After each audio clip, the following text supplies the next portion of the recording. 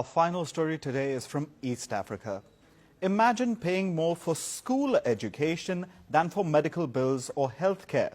In Uganda, this has become a harsh reality for a lot of families. School fees have risen to $700 for a 3-month term. Some parents face impossible choices, forcing children to stay home. What's behind Uganda's tuition crisis, and how is it affecting the future of the country? Here's our report. Every child has a dream, whether it's becoming a doctor, a lawyer, an engineer or an artist. But in the East African country of Uganda, these dreams are starting to feel out of reach. With each new school term, the cost of a better chance at life is rising.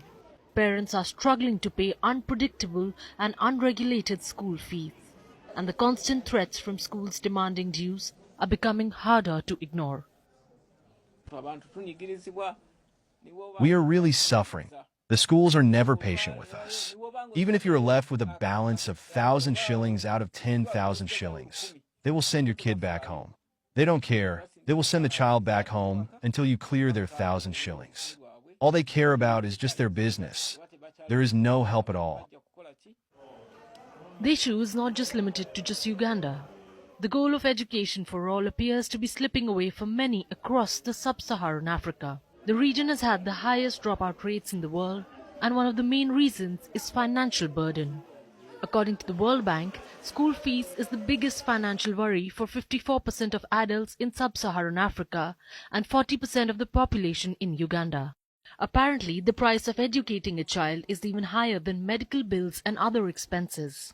There's a time when I reached a moment I went to the hospital thinking maybe it is malaria or what. When they tried to test my what, they are checking my blood pressure. They told me my blood pressure is going high.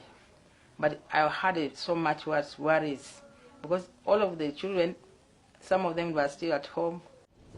In Uganda, the burden of tuition fees is such that the government-funded schools charge almost $700 for a 3-month term. And when it comes to more famous, expensive and increasing number of private schools, the government does not try to interfere. The skyrocketing cost of school fee is significant for a nation like Uganda, where the annual GDP per capita was $864 last year. However, more than anything, it's the uncertain and questionable tuition hikes that haunt parents across the country of 45 million people. Millions are being kept away. Because when you learn that there are schools where they pay school fees 150,000 for a whole term, that is about 2.5 months. And then they tell you these kids have studied, the kids studied for the first 3 weeks, was sent out for school fees and never returned. Now imagine if they are struggling at 150, what about above that? As per the Uganda Bureau of Statistics, around 60% of kids attend early grades, while the number drastically falls to 22% in secondary school. The East African country has a program to address this issue. The scheme introduced back in 2007 allows secondary education for all students. But while schools usually do not require tuition, parents are responsible for uniforms, textbooks and other costs. Sometimes, the routine school expenses in Uganda range from the purchase of a bus to a large bag of cement, raising ethical questions about what does qualify as tuition fees. Children from working-class families who are counting on the mercy of school officials rely on in-kind payments such as vegetables and fruits. Some of them whose parents are really struggling, and some few of them selected some of them may come with an idea of providing something in kind. Say like, can I bring cassava? May I bring my potatoes? May I bring my greens, buga, nakati, pineapples? We also have watermelons. They say yes. Of course, it follows a program. You don't bring every, and you're not the only one. So it is timetabled.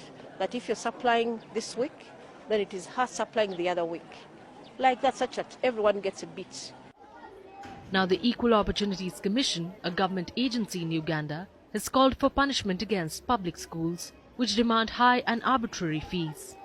It is warned that raising tuition payments randomly force children to drop out of school and put their future at stake. But until a stricter action is taken, it seems like the children in Uganda will continue to be deprived of their right to education, and the cycle of inequality will go on.